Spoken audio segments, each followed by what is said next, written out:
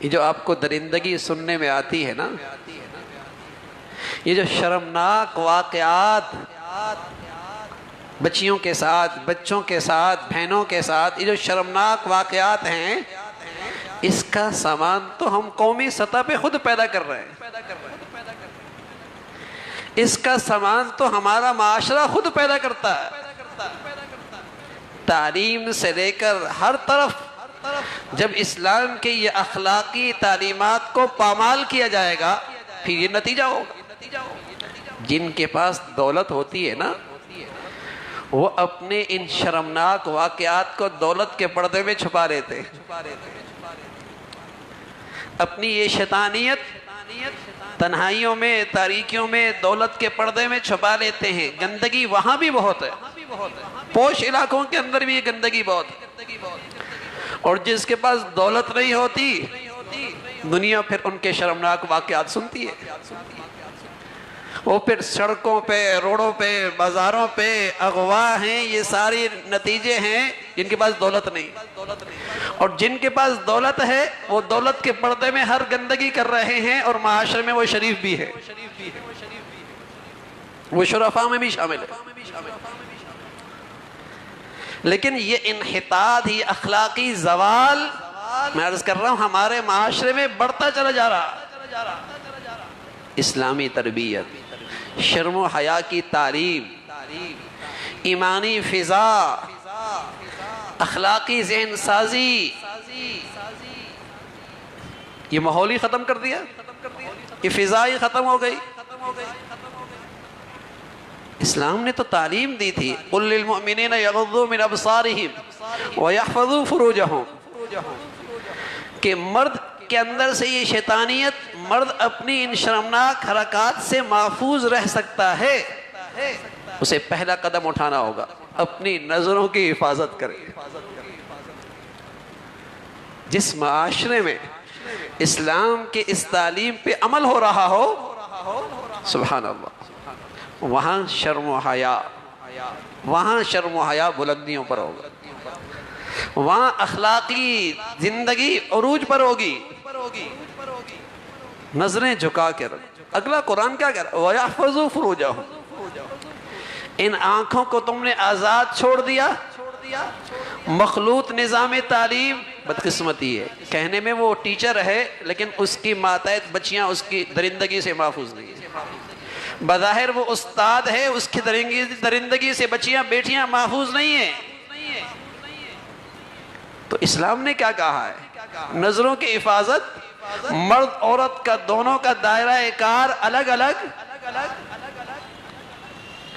لیکن ہم تو شرم و حیا کو ترقی کے راستے میں رکاوٹ سمجھنے لگے۔ ہم نے تو روشن خیالی کا ایجنڈا پورا کرنا ہے۔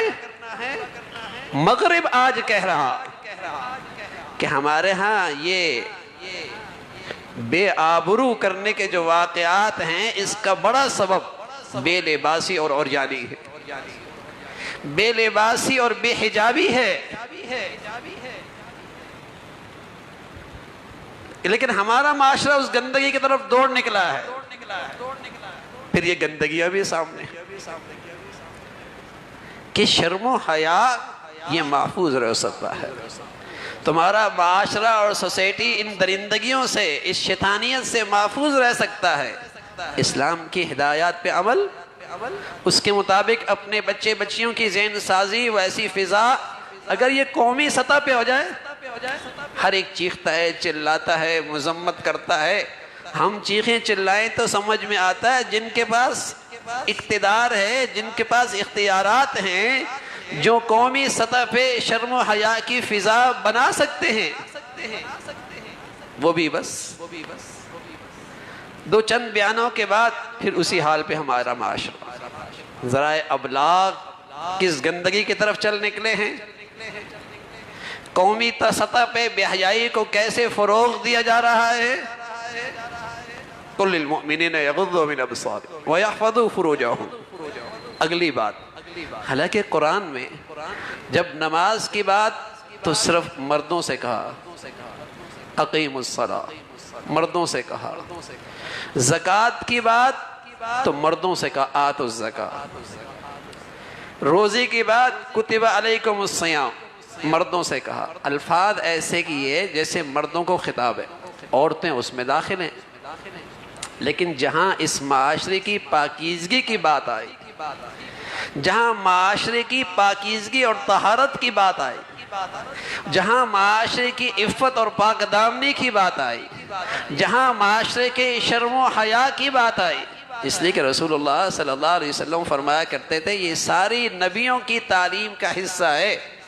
اذا فاتک الحیاء فافعل ما شئت، جب حیا نہ ہوگا تو وہ کچھ بھی کر سکتا، یعنی اس کی درندگی سے کچھ بعید نہیں.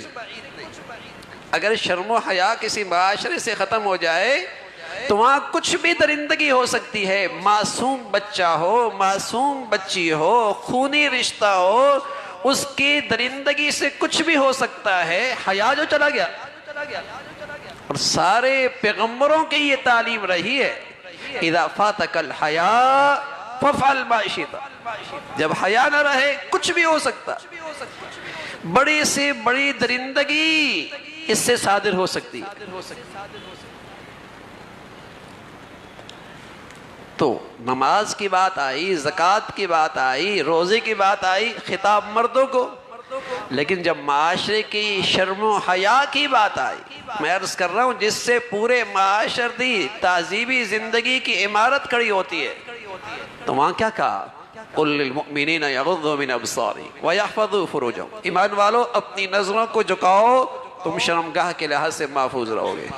لیکن علیحدہ عورتوں سے کہا وَقُلْ لِلْمُؤْمِنَاتِ يَغْضُضْنَ مِنْ أَبْصَارِهِنَّ وَيَحْفَظْنَ فُرُوجَهُنَّ، اے ایمان والیو تم بھی اپنی نظریں جھکا کے رکھنا، اس سے تمہاری شرم و حیا بھی محفوظ رہے. دونوں کو ذمہ دار بنایا ہے. سوسائٹی کے دونوں افراد کو، معاشرے کے دونوں افراد پر ذمہ داری ڈالی ہے. انہیں بھی کہا شرم و حیا کی حفاظت، ان سے بھی کہا شرم و حیا کی حفاظت. اور رسول اللہ صلی اللہ علیہ وسلم فرمایا کرتے تھے النظر سہم مسموم من سہام ابلیس، نظر شیطان کے زہریلے تیروں میں سے ایک تیر ہے. زہریلے تیروں میں سے ایک تیر ہے. جیسے زہریلے تیر سے لگنے سے جان چلی جاتی ہے، ایسی بد نظری اس لیے کہ جب آدمی نظر ڈالتا ہے اور پھر شیطان اس کے دل میں، اس کی نظروں میں اس کی اچھائی ڈالتا ہے، اس کی پسندیدگی ڈالتا ہے، تو رسول اللہ صلی اللہ علیہ وسلم نے فرمایا آنکھ بھی زنا کرتی ہے اور اس کا زنا یہی ہے. آنکھ بھی زنا کرتی ہے اور اس کا زنا یہی ہے. تو جب اس نظر سے دیکھ رہا ہے تو رسول اللہ صلی اللہ علیہ وسلم نے فرمایا النظر مسموم من سہام ابلیس، یہ تو زہر آلودہ تیر کی طرح ہے. جیسے زہر آلودہ تیر سے جان چلی جاتی ہے، اس کے ساری ایمانی نور چلا جائے اور پھر اندر سے وہ درندگی، شیطانیت، اور پھر اس سے کچھ بھی ہو سکتا ہے. تو میرے عزیزو، یہ جو حالات آ رہے ہیں، یہ جو اخلاقی پستی ہے، اخلاقی طور پہ انحطاط ہے، قومی سطح پہ سوچنے کی ضرورت ہے کہ رسول اللہ صلی اللہ علیہ وسلم نے اس کے سد باب کے لیے، ہمارے دین نے اس کے راہ روکنے کے لیے، اخلاقی بلندی کے لیے کیا تعلیمات دی ہیں. اور ہمارا معاشرہ اور ہماری سوسائٹی اگر اسی طرح اس پستی کی طرف چلتی چلی جائے تو جو اس مشرقی معاشرے کی اور اسلامی مشرق کی جو خصوصیات تھی کہ باپ اپنے بیٹے سے محبت کرتا تھا، بیٹا اپنے باپ سے محبت کرتا تھا، اور بیٹے کے باپ کے دل کے اندر بیٹے کے لیے جو ایک شفقت تھی، اور ازواجی زندگی میں جو ایک وفاداری تھی، اور جو ماتحتوں کے اندر جو ایک امانت داری تھی، اور آپس کے رشتوں میں جو مضبوط استحکام تھا، یہ سب ٹوٹ پھوٹ کا شکار ہو جائے. یہ سب ٹوٹ پھوٹ کا شکار ہو جائے گا. اس لیے کہ سارے معاشرتی استحکام کی بنیاد شرم و حیا پر ہے، حیا پر ہے. اس لیے رسول اللہ صلی اللہ علیہ وسلم فرمایا کرتے تھے میری امت کے اخلاق میں سب سے نمایاں خوبی ہر امت کی کوئی اخلاقی نمایاں خوبی ہوتی ہے.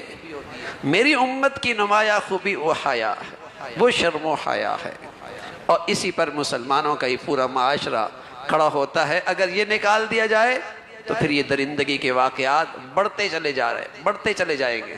تو میرے عزیزو، برسر اقتدار طبقے سے تو ہم امید ہی لگا سکتے ہیں، لیکن ہر مسلمان اپنے دائرہ اختیار میں حاکم ہے، ذمہ دار ہے، اپنی چار دیواری میں ایک ذمہ دار شخصیت ہے، اور ایک بڑا ہے، اس کے ماتحت موجود ہیں، باپ ہے، اس کی اولاد موجود ہے، ماں ہے، اس کی بیٹیاں موجود ہیں.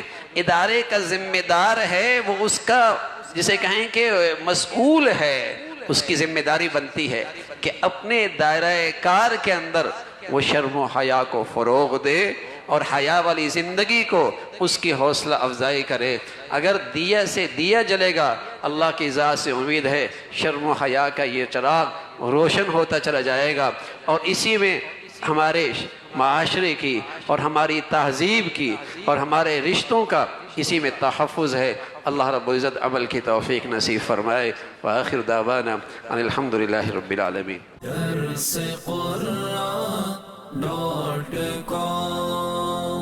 www.darsequran.com